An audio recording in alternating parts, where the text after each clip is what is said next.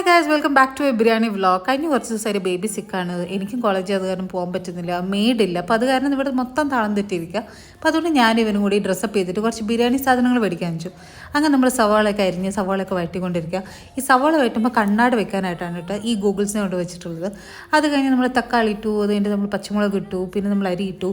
ഇതൊക്കെ കാരണം പ്രൊഫഷണലായിട്ട് ഉണ്ടാക്കുന്ന ആളുകൾ ഞെട്ടരുത്, ഇത് എൻ്റെ ഒരു തട്ടിക്കൂട്ട് ബിരിയാണിയാണ്. അപ്പോൾ നമ്മൾ ഇന്ത്യ ഗേറ്റിൻ്റെ അരിയാണ് വാങ്ങിച്ചത്. പിന്നെ മീൻ നല്ല ഫ്രഷ് ആയിരുന്നു, നല്ല പ്രോൺസ് ആയിരുന്നു. അപ്പോൾ അതുകൊണ്ട് എനിക്ക് ഹോപ്പ് ഉണ്ട് ബിരിയാണി അത്ര ഫ്ലോപ്പ് ആവില്ല എന്ന്. അപ്പോൾ ആദ്യത്തെ മസാലയൊക്കെ അരച്ച് നമ്മൾ പ്രോൺസിൻ്റെ കൂടെ മിക്സ് ചെയ്തിട്ട് ഫസ്റ്റ് ഗ്രേവി നമ്മൾ ഉണ്ടാക്കി. അപ്പോൾ ഗ്രേവി വേറെ, റൈസ് വേറെ ആയിട്ട് ഉണ്ടാക്കാം. എനിക്ക് രണ്ടും കൂടിയിട്ട് ഉണ്ടാക്കാനൊന്നും വലിയ നിശ്ചയമൊന്നുമില്ല. നോർമലി പ്രോൺസ് ബിരിയാണിയുടെ കൂടെ ആളുകൾ മുട്ട വയ്ക്കുമെന്ന് അറിയില്ല, പക്ഷേ ഞാൻ മുട്ടയും വെച്ചു. പിന്നെ സർലാസും ഉണ്ടാക്കി. അപ്പോൾ ഈ സർലാസും ബിരിയാണിയും ഒക്കെ, ബിരിയാണി വലിയ കുഴപ്പമുണ്ടായിരുന്നില്ല കേട്ടോ, നല്ല മണമൊക്കെ ഉണ്ടായിരുന്നു. നല്ല ടേസ്റ്റ് ഉണ്ടാവുമെന്ന് ഞാൻ പ്രതീക്ഷിക്കുന്നു. അപ്പോൾ അതൊക്കെ കഴിക്കാനായിട്ട് ഞാൻ ഇങ്ങനെ നിൽക്കുന്ന നേരത്താണ് എൻ്റെ മോനെ എന്നെ കാണുന്നുണ്ട് കരഞ്ഞിട്ട് വന്ന്. അപ്പോൾ ബിരിയാണി കഴിച്ചിട്ടുള്ള ടേസ്റ്റൊക്കെ ഞാൻ അടുത്ത വീഡിയോയിൽ പറയാം.